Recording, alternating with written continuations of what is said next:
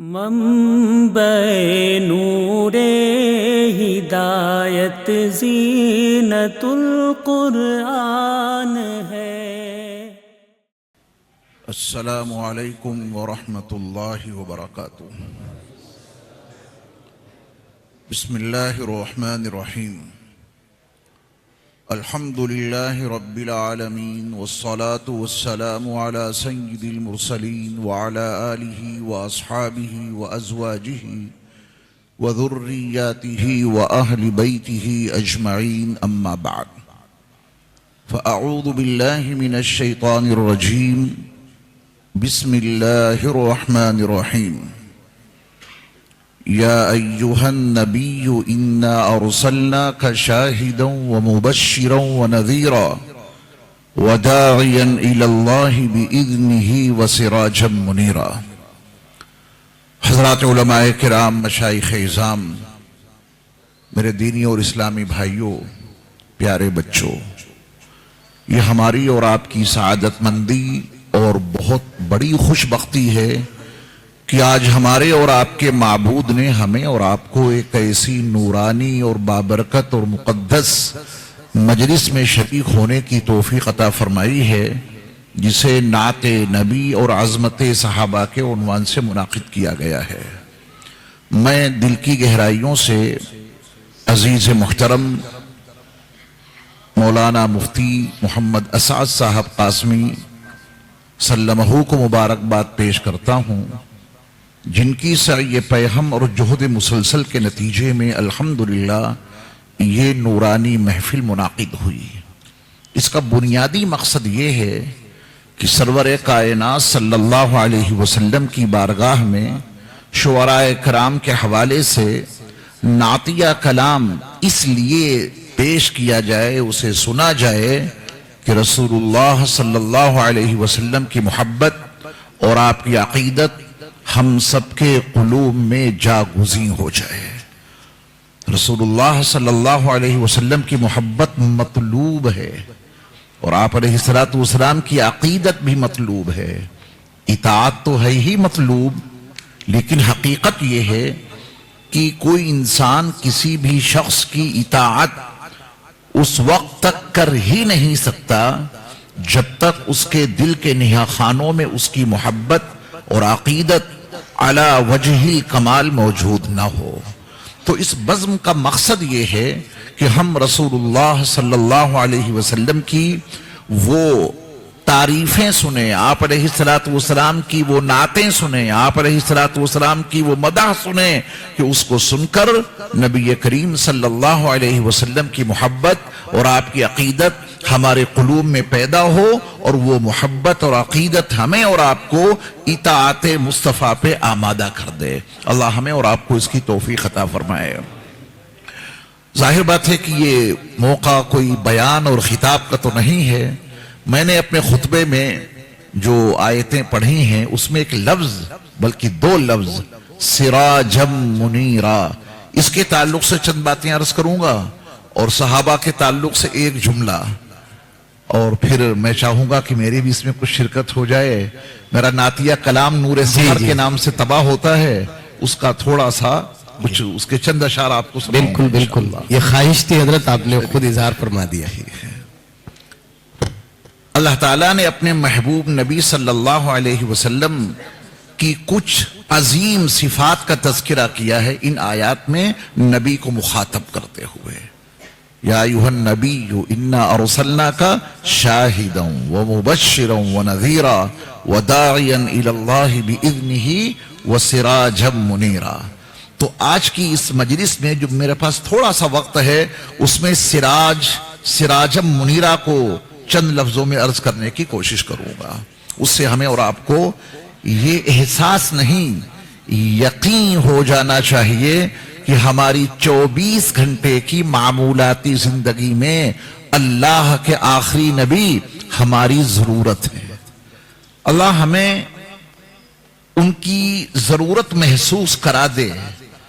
ہم انہیں اپنی زندگی کے لیے ضروری کب سمجھتے ہیں اور کب سمجھا؟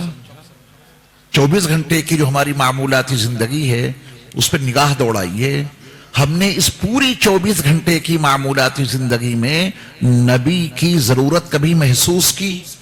صبح اٹھے نہ جانے کتنی چیزوں کی ضرورت ہوتی ہے، ہمیں بیدار ہونے پر نبی کی ضرورت محسوس نہیں ہوتی ہے۔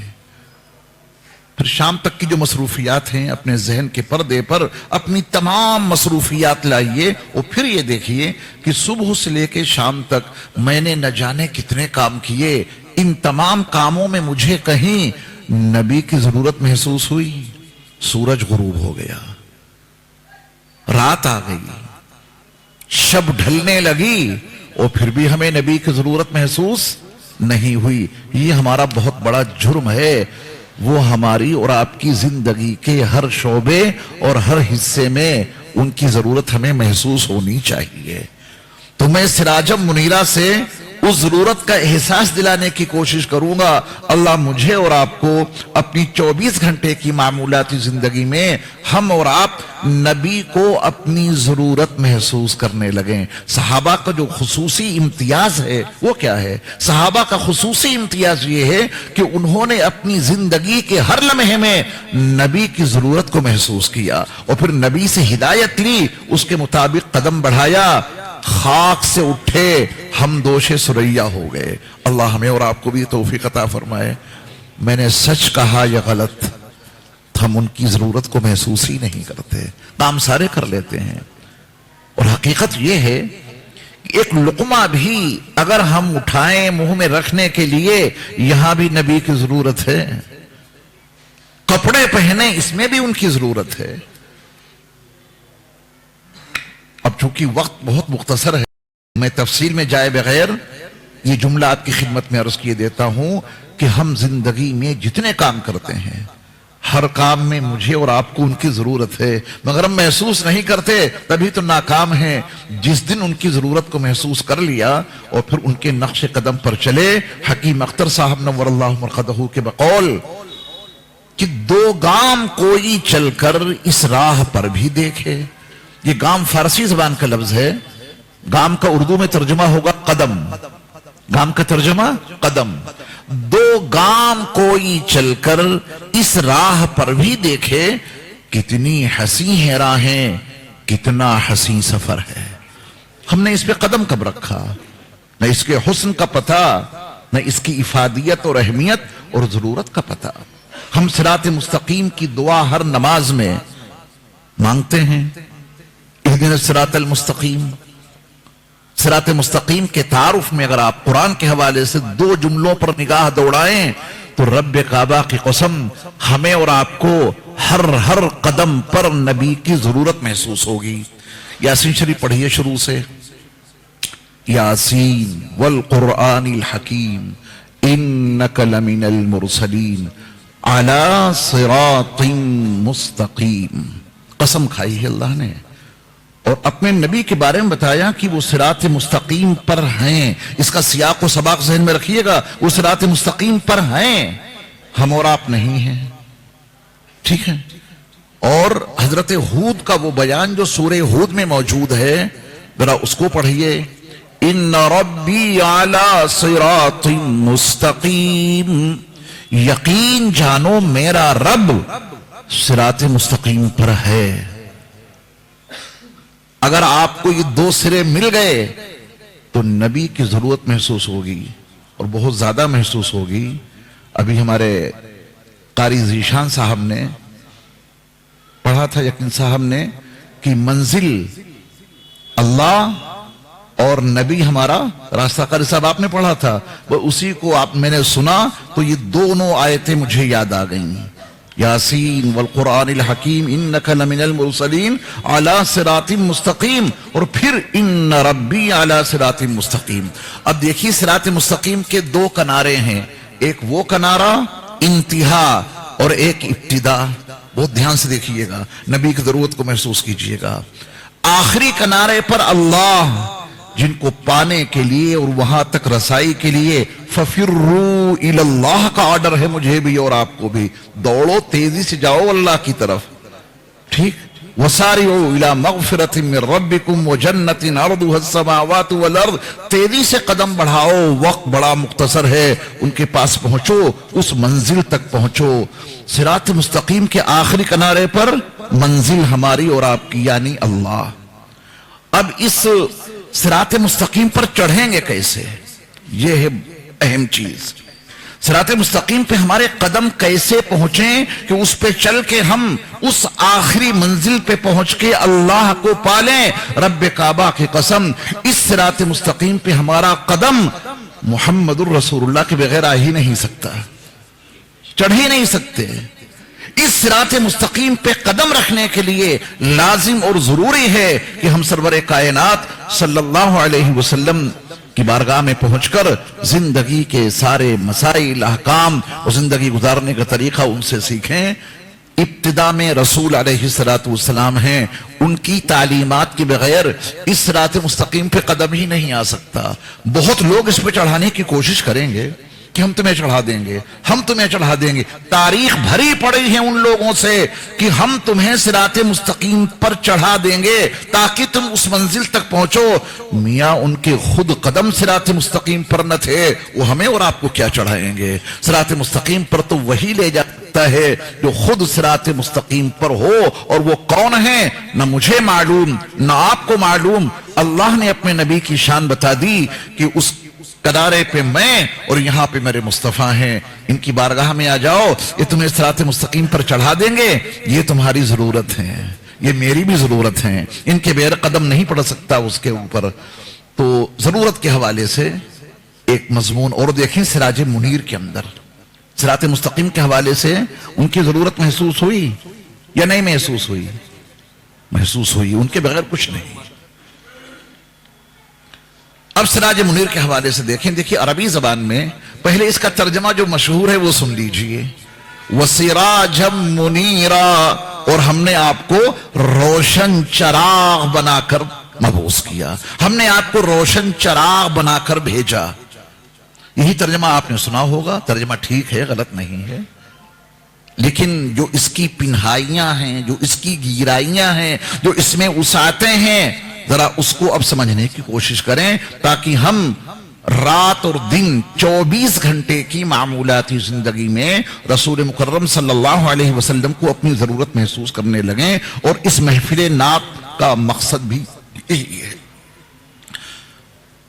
रोशन चराग तर्जमा ठीक है, लेकिन तस्वीर का एक रुख है ये। मैं चाहता हूं कि इस नूरानी मजलिस में तस्वीर का दूसरा रुख भी आपको दिखा दें, तो ये आपकी ज़बां नहीं, दिल पुकार उठेगा, सुभान अल्लाह, दिल पुकारेगा। अरबी जबान में दो लफ्ज हैं, एक है मिसबाह और एक है अशम्स। दोनों के तर्जमे अपने हैं। मिसबाह का तर्जमा चराग, अशम्स का तर्जमा सूरज। हम और आप अपनी मादी जिंदगी में असबाबो वसाइल के बंधन में बंधी जिंदगी में रोशनी पाने के लिए दो ही तरीके हमारे पास हैं। दिन है तो सूरज की किरणें चाहिए, रात है तो चराग चाहिए। ये जो ट्यूबलाइट जल रही है ये चराग है, ये कुमकुमे जो जल रहे हैं ये आज के चराग हैं। तो चाहे आप वो चराग तेल और बत्ती के जरिया जलाएं या स्विच को ऑन करके आप ये ट्यूबलाइट जला लें, चराग हैं ये। हमारी और आपकी जिंदगी का दस्तूर यही है। हम और आप इस बंधन में बंधे हैं कि दिन है तो फिर सूरज की किरणें और उसकी रोशनी उससे हम लेंगे, और जब सूरज हमारी निगाहों से ओझल हो जाता है तो हमें चराग की जरूरत पेश आती है, क्योंकि रोशनी के बगैर कोई कदम उठाया ही नहीं जा सकता। अंधेरे में उठने वाला हर कदम इंसान को किस गड्ढे में ले जाके डाल दे। अंधेरे में, जुल्मतों में, तारीकियों में उठने वाला कदम इंसान को न जाने किस चट्टान से टकरा दे। कोई भी समझदार इंसान तारीकियों में और जुल्मतों में और अंधेरों में सफर करना ही नहीं चाहता। जरूरी है रोशनी। गाड़ी में भी हेडलाइट होती है, क्योंकि रोशनी नहीं तो गाड़ी आप चलाएंगे कैसे। اللہ نے یہ ہیڈ لائٹ ہمیں اور آپ کو دی ہے، ان کے لیے روشنی بھی چاہیے خارجی. تو ہمیں اور آپ کو اپنی 24 گھنٹے کی معمولاتی زندگی میں روشنی چاہیے. اس کے بغیر کچھ نہیں ہو سکتا، یہ طے ہے. دن میں روشنی کس سے لیتے ہیں؟ سورج سے. اور رات کو کس سے لیتے ہیں؟ چراغ سے. تو اللہ نے اپنے نبی کو مصباح منیرہ کہہ کے متعارف نہیں کرایا کہ وہ روشن چراغ ہیں، نہ ان کو شمسم منیرہ کہہ کے متعارف کرایا کہ وہ روشنی پھیلانے والے سورج ہیں. کیونکہ سورج اور چراغ کا مفہوم گردشِ لیل و نہار سے الگ الگ ہو جاتا ہے. الشمس کی ضرورت جب تک ہے وہ اپنا کام کرتا ہے، اس کو ہم نہار کہتے ہیں.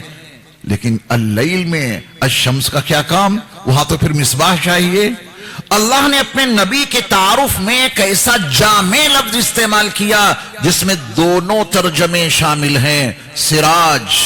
اللہ نے اپنے نبی کو نہ شمس کہا اور نہ مصباح کہا، بلکہ کیا کہا؟ سراج، جس میں دونوں مفہوم شامل ہیں. سراجا وہاجا کہیں گے تو پھر اس سے مراد سورج ہوگا، اور سراج کے مفہوم میں چراغ مفہوم شامل ہے. اللہ نے اپنے نبی کے تعارف میں فرمایا کہ وَسِرَاجًا مُنِيرًا، ہم نے اپنے نبی کو سراج منیر بنا کے بھیجا. اگر تم دن میں وقت گزار رہے ہو تو میرا نبی سورج بن کر تمہارے لیے روشنی پھیلاتا ہوا ملے گا. اگر تم رات میں آ گئے تو میرا نبی روشن چراغ بن کے تمہیں روشنی عطا کرے گا. میرا نبی تمہارے دن میں بھی تمہاری ضرورت ہے، رات میں بھی ان کے بغیر کام نہیں چلے گا. نبی علیہ الصلوۃ والسلام کی سیرت اور آپ کی سنت، اسی کی محبت دل میں پیدا ہو. ہم اور آپ یہاں جمع ہوئے ہیں. صحابہ کے تعلق سے چند باتیں، بلکہ 2 ہی جملے عرض کروں گا صحابہ کے تعلق سے. عظمت صحابہ بھی عنوان میں شامل ہیں، تو عظمت صحابہ کے تعلق سے گھنٹوں کا بیان تو نہیں کر پاؤں گا، کرنا بھی نہیں چاہیے، مجھے وقت کی پابندی کرنی ہے. بس 2 جملے اگر یاد کر لیے تو عظمت صحابہ کے حوالے سے اپنی عقیدتوں کا صحیح اظہار ہو جائے گا. اور جو میں آپ کو بتانے جا رہا ہوں عظمت صحابہ کے تعلق سے، دراصل انگلینڈ کی سرزمین پہ لندن میں میرا بیان چل رہا تھا اسی موضوع پر. جب میں بیان سے فارغ ہوا تو میرے پاس ایک سوال آیا، اور سوال میں یہ بات تھی کہ صحابہ اور اہل بیت میں کیا ہے؟ صحابہ اور اہل بیت میں فرق کیا ہے؟ تو جو بات میں نے وہاں عرض کی تھی لندن میں، وہی میں آپ کو سنائی دیتا ہوں. بڑے کام کی بات ہے، 2 جملوں میں آپ کو سمجھنا ہے عظمت صحابہ، عظمت اہل بیت. میں نے عرض کیا وہاں، صحابہ میرے مصطفیٰ کے در سے وابستہ ہیں. حقیقت ہے، صحابہ میرے مصطفیٰ کے در سے وابستہ ہیں. اہل بیت آل رسول میرے مصطفیٰ کے گھر سے وابستہ ہیں. یہ تو جملے یاد ہو گئے. صحابہ میرے مصطفیٰ کے در سے وابستہ ہیں، اہل بیت آل رسول میرے مصطفیٰ کے گھر سے وابستہ ہیں. میں اپنے مصطفیٰ صلی اللہ علیہ وسلم کے نہ در والوں کو چھوڑوں گا نہ گھر والوں کو چھوڑوں گا. دونوں سے محبت، دونوں سے عقیدت، یہ اہل سنت والجماعت کا خصوصی طرہ امتیاز ہے. اور جو اس حقیقت سے نہ آشنا ہو گیا پھر وہ فرقوں میں بٹ جائے گا، پھر جنت سے بہت دور ہو جائے گا. یاد ہو گئے جملے عظمت صحابہ کے حوالے سے؟ صحابہ میرے مصطفیٰ کے در سے وابستہ ہیں، اہل بیت آل رسول میرے مصطفیٰ کے گھر سے وابستہ ہیں. سرور کائنات صلی اللہ علیہ وسلم سے حقیقی محبت کا تقاضا یہ ہے کہ ان کے در والوں سے بھی محبت رکھی جائے، ان کے گھر والوں سے بھی محبت رکھی جائے، تبھی نجات ملے گی. اور جب ان کے در والوں سے محبت رکھیں گے، ان کے گھر والوں سے محبت رکھیں گے، تو ان کے صدقے میں ہم اور آپ بھی انشاءاللہ نبی علیہ الصلوۃ والسلام کے محبین میں شامل ہو جائیں گے. اب 5 منٹ بچے ہیں. جو میں نے ٹائم لیا ہے عزیزم مولانا مفتی محمد اسد صاحب سے، تو میرا جو نعتیہ کلام نور سحر کے نام سے نشر ہوتا ہے، اس کی جو سب سے پہلی نعت ہے، پہلے تو حمد ہے اس میں، لیکن حمد کے بعد جو سب سے پہلی نعت ہے اس کے 2-3 اشعار سن لیجئے۔ ہے تمنا سیرت خیر البشر لکھتا رہوں، آمین آمین۔ یہ پہلی نعت ہے میری اس مجموعہ کلام کی۔ ہے تمنا سیرت خیر البشر لکھتا رہوں، صبح لکھوں شام لکھوں عمر بھر لکھتا رہوں۔ بہت خوب ماشاءاللہ۔ والضحا والشمس لکھوں والقمر لکھتا رہوں، بے شک۔ والضحا والشمس لکھوں والقمر لکھتا رہوں، آپ کو بدر الدجا نور سحر لکھتا رہوں۔ بہت خوب۔ میں نے اسی لفظ سے اپنی کتاب کا نام رکھ دیا نور سحر۔ سحر۔ آپ کی جو تشریف آوری کا وقت ہے نا وہ نور سحر۔ نور سحر۔ چلیے، اور اس میں بہت سارے اشعار ہیں صحابہ کے تعلق سے، مقطع میں سب کچھ آ جائے گا کیونکہ عظمت صحابہ بھی اس میں شامل ہے نا، تو مقطع میں عظمت صحابہ کا پورا مضمون موجود ہے، وہ دیکھیے گا۔ عرض کیا ہے کہ مل گئی آزاد جن کو صحبت فخر رسول، بہت خوب بہت خوب۔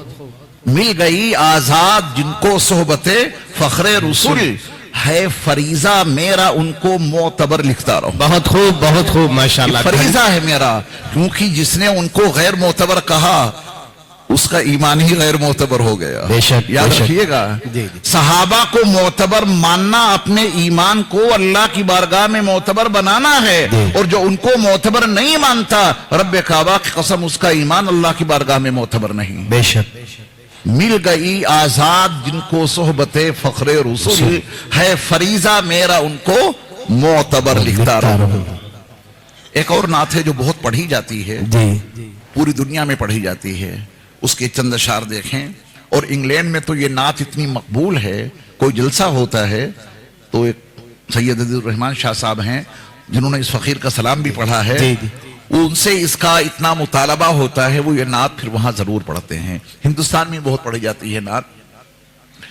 فضاؤں میں بسی خوشبو زباں پہ کس کا نام آیا، بہت خوب ماشاءاللہ۔ نام آتے ہی فضا معطر، ان کا نام زباں پہ آیا فضا معمبر، خوشبو ہی خوشبو۔ فضاؤں میں بسی خوشبو زباں پر کس کا نام آیا، وہی حضرت محمد عرش سے جن پر سلام آیا۔ بہت خوب، سبحان اللہ سبحان اللہ۔ نبی امی لقب لیکن معلم سارے عالم کا، رسالت کو ہے جس پر ناز وہ خیر الانام آیا۔ انعام آیا، بہت خوب، کتاب سبحان اللہ۔ زندگی کا ہر ورق روشن ہوا جس سے، کتاب زندگی کا ہر ورق روشن ہوا جس سے، وہی فاران کے دامن سے ایک ماہ تمام آیا۔ بہت خوب ماشاءاللہ سبحان اللہ۔ یقیناً بخش دے گا رب عالم مجھ سے عاصی کو، عاصی گنہگار کو کہتے ہیں۔ یقیناً، میں نے شک شبہ کا جملہ ہی نہیں استعمال کیا، میں نے تو انا کا ترجمہ کر دیا۔ یقیناً جی امید لگاؤ تو اس میں کچھ ڈھیلا پن نہیں ہونا چاہیے، شاید بخش دے گا، شاید کا مطلب کیا، امید ہی رکھنی ہے تو پورے یقین کے ساتھ آپ جملہ دیکھیں، وہ شعر دیکھیں، مصرع دیکھیں۔ یقیناً بخش دے گا رب عالم مجھ سے عاصی کو، اگر وہ حشر میں کہہ دیں کہ یہ میرا غلام آیا۔ بے شک بے شک بے شک، اگر وہ یہ کہہ دیں تب بھی بخشش میں کوئی شک نہیں ہے بالکل۔ یقیناً بخش دے گا رب عالم مجھ سے عاصی کو، اگر وہ حشر میں کہہ دیں کہ یہ میرا غلام آیا۔ کہاں میں اور کہاں وہ آب کوثر کی شرف یابی، عنایت مصطفیٰ نے کی تو مجھ تک بھی وہ جام آیا۔ بے شک، بہت خوب، سبحان اللہ۔ اس نعت کا آخری شعر، اس کے بعد مقطع۔ آخری شعر دیکھیں اس نعت پاک کا، بہت اہم ہے، اپنی عاجزی انکساری کا اظہار بھی، اور امیدوں کے اور سہاروں کے جو کچھ میں نے کہا ہے وہ سنیے۔ جہاں تک ہو سکا مصروف طاعت بھی رہا، لیکن یہ لیکن بڑا معنی خیز ہے۔ جہاں تک ہو سکا مصروف طاعت بھی رہا، لیکن وسیلہ سرور دی کا مجھے محشر میں کام آیا۔ بے شک بے شک بے شک، سب پیچھے رہا، ان کا وسیلہ میرے کام آیا۔ عبادت پہ زیادہ غرور مت کرنا، یہ نماز اللہ سے قریب ہی نہیں کرتی، دور بھی کر دیتی ہے۔ یہ نماز نمازی کو اللہ سے دور بھی کر دیتی ہے۔ وہ کون نمازی ہیں جن کو ان کی نمازیں اللہ سے دور کر رہی؟ متکبر نمازی، نماز کیا پڑھ لی اپنے آپ کو پتہ نہیں کیا سمجھنے لگے. جی کبھی تکبر مت کرنا کسی عبادت کے بعد، وہ عبادت پھر اللہ سے دور کر دے گی. عبادت آدمی میں، عابد میں عاجزی انکساری پیدا کرے تو ٹھیک ہے. ایک جملہ آپ نے بارہا سنا ہوگا کہ صاحب نماز خشوع خضوع سے پڑھنی چاہیے. آپ کسی سے پوچھئے خشوع خضوع کا مطلب کیا ہے، میں آپ کو بتا دیتا ہوں 2 لفظوں میں. یہ بدن جھکے تو خضوع اور دل جھکے تو خشوع. ہم تو اٹھک بیٹھک بدن سے کرتے ہیں، دل کہاں جھکتا ہے اللہ کے سامنے. جس دن اللہ کے سامنے یہ دل جھک گیا، رب کعبہ کی قسم دل کی دنیا بدل جائے. بے شک بے شک. سمجھ گئے خشوع خضوع؟ ٹھیک ہے نا. اب ایسے نماز پڑھنا، خالی باڈی نہیں جھکانا کبھی رکوع میں کبھی سجدے میں، یہ خضوع ہے. دل میں خشوع ہو، دل اللہ کے سامنے جھک گیا، مسئلہ حل ہو جائے گا انشاءاللہ.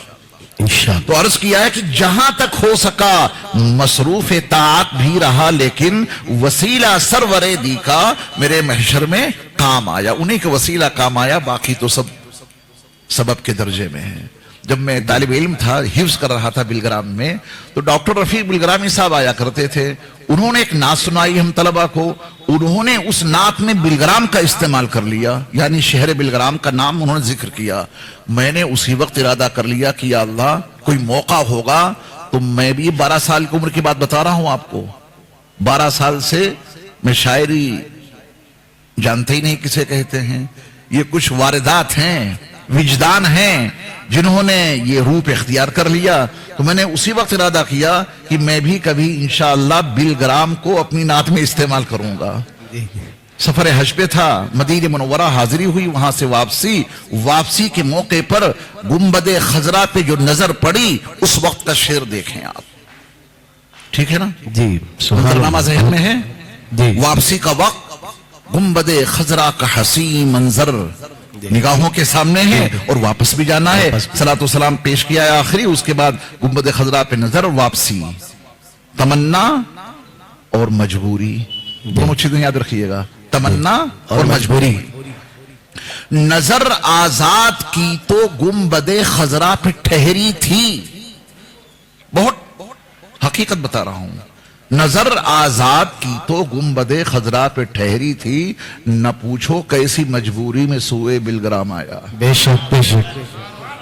کیا خوب ہے، سبحان بڑی اللہ. مجبوری تھی تو بلگرام آئے، ورنہ تو وہیں رہتے. نظر آزاد کی تو گنبد خضرا پہ ٹھہری تھی، نہ پوچھو کیسی مجبوری میں سوئے بلگرام آیا. فضاؤں میں بسی خوشبو زباں پہ کس کا نام آیا، وہی حضرت محمد عرش سے جن پر سلام آیا. بہت خوب، سبحان اللہ. ایک نعت پاک جو بالکل تازہ لکھی ہے میں نے، اس کے چند اشعار آپ کو سنائی دیتا ہوں. ٹائم زیادہ تو نہیں ہوگا مفتی صاحب؟ جی جی. چلیے. بالکل تازہ نعت، ابھی مطلب اس کے بعد میں نے کوئی نعت ابھی تک نہیں لکھی ہے.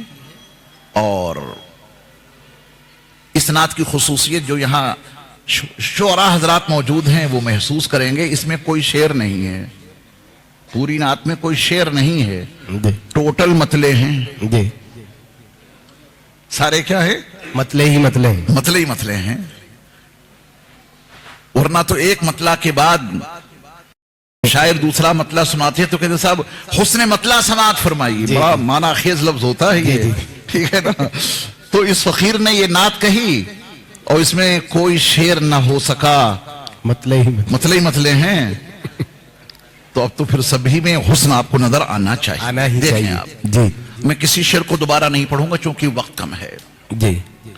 ایک نور جو لائے تھے نبی غار حرا سے، جی. معمور ہوا سارا جہاں اس کی ضیا سے. توحید کا پیغام دیا کوہ صفا سے، برپا ہوئی اصلاح اسی ایک صدا سے. عالم میں اٹھی گونج اسی ایک ندا سے، پائی ہے مریضوں نے شفا ان کی دوا سے. ڈوبا ہوا سنسار تھا طاغوتی گھٹا سے، سہما ہوا انسان تھا ایک کرب و بلا سے. ہر ظلم سہا آپ نے تسلیم و رضا سے، کی سب کی مدد اور نوازا بھی دعا سے. آگاہ کیا قوم کو انعام خدا سے، مٹی کے خزانوں سے بھی اور آب و ہوا سے. تمثیل سے تفہیم پہاڑوں کی انا سے، بجلی کی چمک اور اناجوں سے غذا سے. درس ان کو دیا مصر کے یوسف کی حیا سے، تورات سے انجیل سے موسیٰ کے عصا سے. عیسیٰ کی نظر اور براہیمی نوا سے، قارون کے فرعون کے انجام فنا سے، تم دور رہو قتل سے، ہر مکر و دغا سے، ہر کفر سے، ہر شرک سے، ہر ایک خطا سے۔ مشہور ہوا دین نبی صدق و صفا سے، ابو بکر و عمر اور خدیجہ کی وفا سے۔ بہت خوب۔ محفوظ ہوا دی کا قلعہ جور و جفا سے، عثمان کی سخا اور علی شیر خدا سے۔ یہ شعر بہت توجہ سے سنیے گا۔ جی جی۔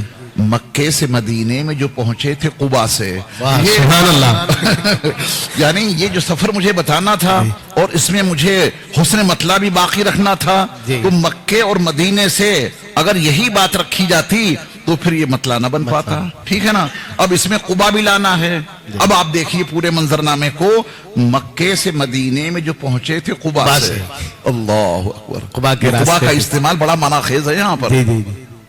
مکے سے مدینے میں جو پہنچے تھے قبا سے، ہر ذرہ چمک اٹھا دیدار و لقا سے، رحمت ہی ٹپکتی ہے مدینے کی ہوا سے۔ سبحان اللہ سبحان اللہ۔ رحمت ہی ٹپکتی ہے مدینے کی ہوا سے، اور نور برستا ہے فضاؤں سے خلا سے۔ بے شک۔ بس اتنی گزارش ہے میری باد صبا سے، پہنچا دے سلام ان کو تو آداب وفا سے۔ آداب وفا۔ آزاد رہو تم خوف زدہ اپنی خطا سے، لیکن نہ ہو مایوس کبھی ان کی عطا سے۔ سبحان اللہ۔ وآخر دعوانا اللہم زد فزد بارک اللہ